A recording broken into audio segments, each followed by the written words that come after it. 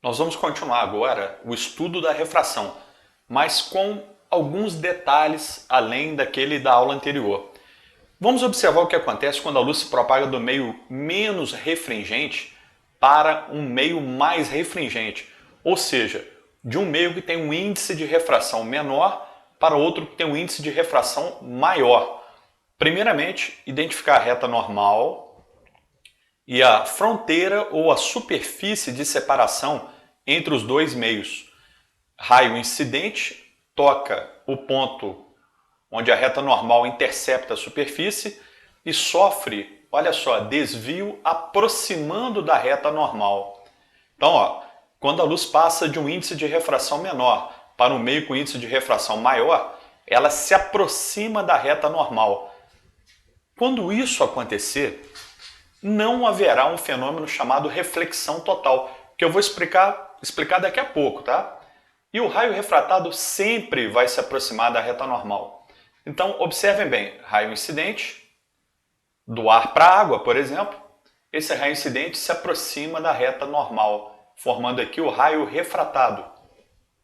A ideia agora é o contrário. Quando a luz se desloca de um meio mais refringente, por exemplo, da água, para o ar, que é um meio menos refringente. Então, ó, quando a luz se desloca de um índice de refração maior para um meio que tem índice de refração menor, acontece isso. O raio incidente se afasta da reta normal. Ou seja, quando a luz, por exemplo, se desloca da água para o ar, ela afasta da reta normal. Acontece esse fenômeno aqui. Nesse momento, no nosso estudo, nós vamos estudar a possibilidade 1. Não teremos reflexão total para esse caso. E o raio refratado se afasta da normal. Então, para esse determinado ângulo, que vai até um certo limite, ainda acontece normalmente como a gente estudou na aula anterior. Raio refratado se afastando da normal, tranquilo, como já foi estudado.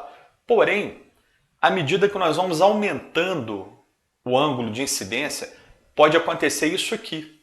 Olha só, aumentando o ângulo de incidência, o raio refratado pode coincidir com a superfície que separa os dois meios.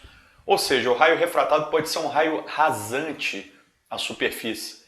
Ocorre a refração, só que esse raio não se desloca, digamos assim, para fora, para o ar. Ele fica na superfície de separação entre a água e o ar, por exemplo, tá? Isso só pode acontecer quando a luz se desloca de um índice de refração, de um meio de índice de refração maior para outro de índice de refração menor. Ou seja, olha só, raio incidente, raio refratado. Quando essa situação acontece, a possibilidade 2, nós podemos dizer o seguinte: o ângulo de incidência passa a ser chamado de ângulo limite. Então, até esse ângulo, acontece a refração e não ocorrerá um fenômeno chamado reflexão total. Mas olha só, o raio de luz refratado forma 90 graus com a reta normal. Olha aqui, ó, o desenho já indica isso. Então, raio de luz incidente, raio refratado rasante à superfície. É possível calcular esse ângulo aqui. O ângulo limite, ele tem uma expressão que permite seu cálculo.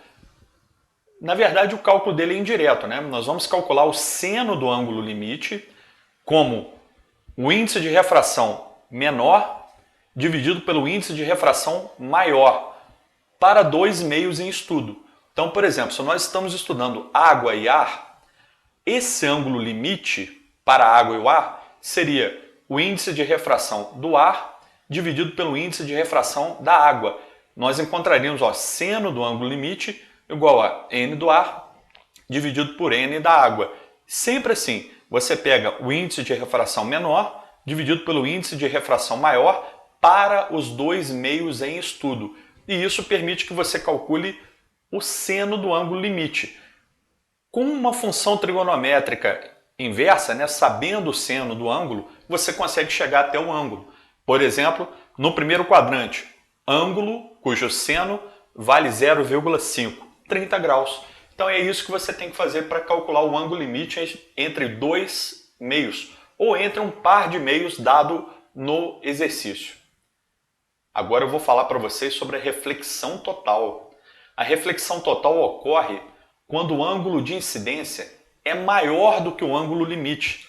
Nesse caso, o raio de luz incidente reflete na superfície que separa os dois meios e retorna totalmente para o meio onde ele se propagava, sem sofrer refração, nem mesmo refração rasante aqui à superfície. Ou seja, aqui acontece reflexão total.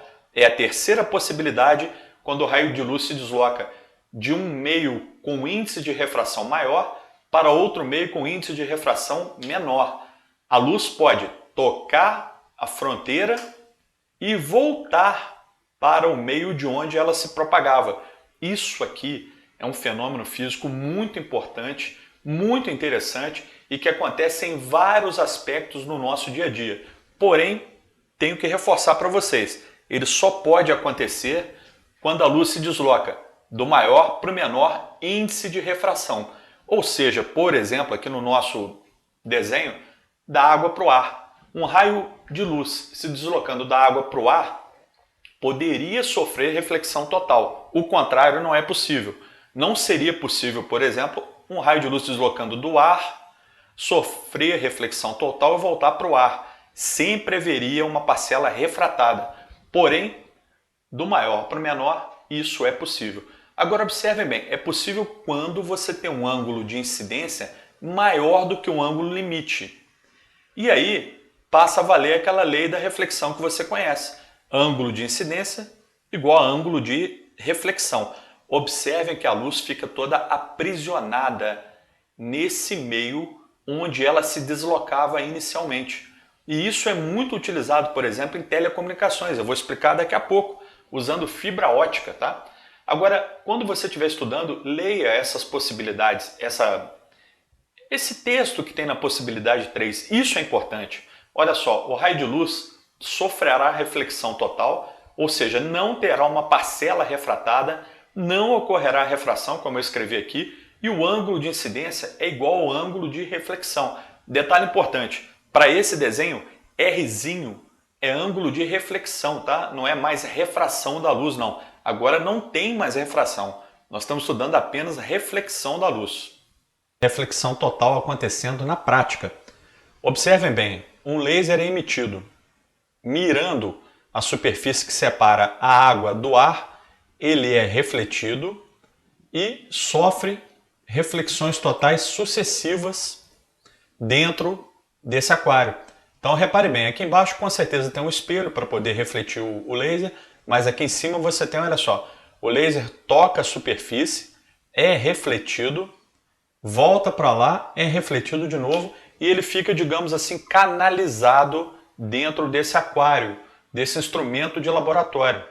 Esse fenômeno da reflexão total, ele também pode ser utilizado em parte para explicar o arco-íris. O arco-íris, né, a imagem linda que todo mundo conhece, acontece o seguinte, a luz solar, que é uma luz branca, ao encontrar uma gota de água, ela se separa nas cores que o ser humano consegue enxergar. Esse fenômeno nós vamos estudar no futuro, tá? Eu não estou tocando muito nesse assunto hoje, mas mais para frente em ótica e ondulatória, nós vamos estudar isso com mais cuidado. Então a luz branca sofre essa dispersão no espectro luminoso que o ser humano consegue enxergar. Aí, olha só que interessante, nesse ponto é refração, fenômeno comum. Cada frequência luminosa, cada cor que compõe a luz branca se refrata de acordo com o ângulo em relação ao normal. Porém, olha só, esse raio refratado toca a superfície interna, que é a superfície de separação da área interna da gota d'água com o ar e retorna por reflexão total. Então, nesse ponto houve refração, nesse ponto aqui houve reflexão total da luz vermelha. Nesse outro ponto, houve reflexão total da luz violeta. Esse exemplo colocou vermelho e violeta porque são os limites que o ser humano enxerga, sabe? Nós enxergamos da luz vermelha até a violeta, com a visão normal do ser humano, e as 7 cores do arco-íris estão aí. Então, ó, como é que você explica o arco-íris? Primeiro, refração. Segundo, reflexão total. E terceiro, novamente, outra refração para a luz conseguir sair da gota e chegar até o olho do observador. Note que isso aqui é uma gota de água muito ampliada, tá? Em suspensão na atmosfera, só para você entender que é digamos assim, a água da atmosfera que permite a formação do arco-íris. Porém, olha que interessante, para isso acontecer, a fonte de luz, que é o Sol, tem que estar atrás do observador e a gota de água na frente. Então a luz do Sol toca a gota de água, que sofre reflexão e volta até os olhos do observador. Ok? Outra coisa que é explicado pela reflexão total também é o brilho dos diamantes. O diamante ele é lapidado para melhorar a reflexão total da luz no seu interior. A luz entra, é aprisionada no interior do diamante, refletindo várias vezes, né? Acontecendo aqui reflexão total no interior da pedra preciosa, e logo depois ela sai do diamante em algum local por aqui e permite que você enxergue o brilho do diamante. Então a reflexão total dentro do diamante explica a sua luminosidade incrível. Agora, a fibra ótica é a utilização mais cotidiana da reflexão total. A fibra ótica ela tem um núcleo, geralmente plástico, e toda essa estrutura de proteção desse núcleo. Olha só, a luz entra nesse núcleo, somente a luz aqui, não é corrente elétrica, não é nada disso, é só raio de luz, e ela sofre reflexões totais no interior da fibra ótica, sendo transportada até o ponto onde você deseja que essa luz chegue. E com isso, por exemplo, você tem transmissão de dados de internet via fibra ótica, de telecomunicações, de maneira geral de redes de computador, utilizam muito isso. Isso aqui é uma revolução nas telecomunicações, tá? É assunto que rendeu o Prêmio Nobel de Física anteriormente, muitos anos atrás, e é utilizado de maneira geral da medicina até as telecomunicações intensamente. Uma outra aplicação interessante da reflexão total é a miragem. Coloquei aqui essa figura diferentona, né, que acho que nenhum de nós já viu, mas acontece. Se você for até um deserto, pode acontecer a formação da miragem. Por quê? Porque olha que interessante, pessoal, você tem aqui, próximo da superfície aquecida do solo, uma região menos densa e com menos índice de refração. A região mais alta tem um índice de refração maior, próximo ao solo.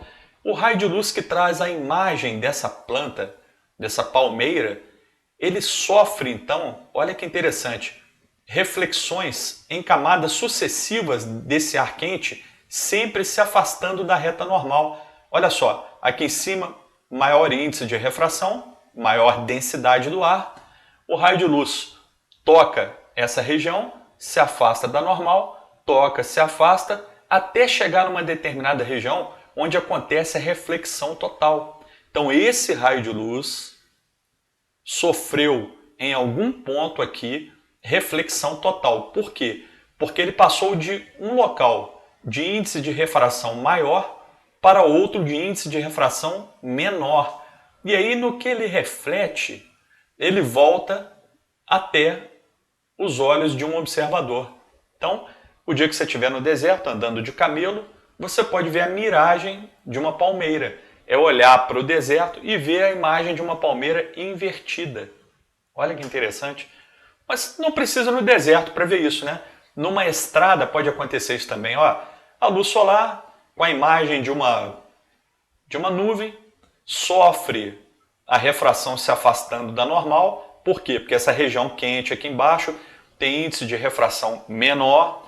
Então chega ao ponto que ocorre a reflexão total e a luz começa a voltar e chega até os olhos de um observador. Por exemplo, assim. Olha só, a miragem do caminhão aqui. Você está no seu carro, olha para a estrada, tem essa impressão que a estrada está até molhada, mas na verdade o que está acontecendo? A luz com a imagem desse caminhão sofre reflexão total no ar aquecido próximo da estrada e vem até os seus olhos, trazendo para você a miragem, né, desse caminhão aqui. Ou seja, fica aparecendo uma imagem dele aqui para baixo, invertida em relação a ele. Isso aqui eu já vi, isso aqui é comum, tá? Já vi até em poste, né? Aqui mesmo dá para ver levemente aqui a miragem de um poste. É muito comum em estrada. Dia quente, asfalto aquecido, o ar quente permite a reflexão total. É isso, pessoal. Agradeço a atenção e até a próxima aula.